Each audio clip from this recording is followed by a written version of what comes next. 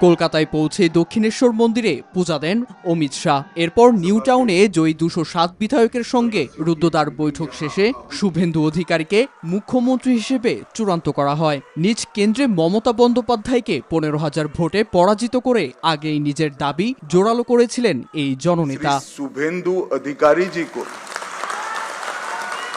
पश्चिम बंगाल विधानमंडल दल के नेता के रूप में निर्वाचित घोषित करता हूं। আগামীকাল ব্রিগেডে ঐতিহাসিক শপথ অনুষ্ঠানে উপস্থিত থাকবেন প্রধানমন্ত্রী নরেন্দ্র মোদী সহ 20 রাজ্যের মুখ্যমন্ত্রী। রাষ্ট্রীয় অতিথিদের নিরাপত্তায় কলকাতায় যান চলাচলে কড়াকড়ি আরোপ করা হয়েছে। এদিকে পরাজয় মেনে না নেয়ার ঘোষণা দিয়ে আইনি লড়াইয়ের হুঁশিয়ারি দিয়েছেন মমতা বন্দ্যোপাধ্যায়।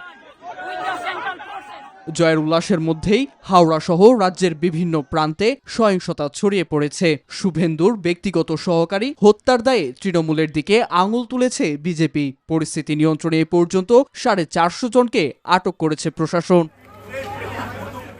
নীরব দাস, নিউজ 24।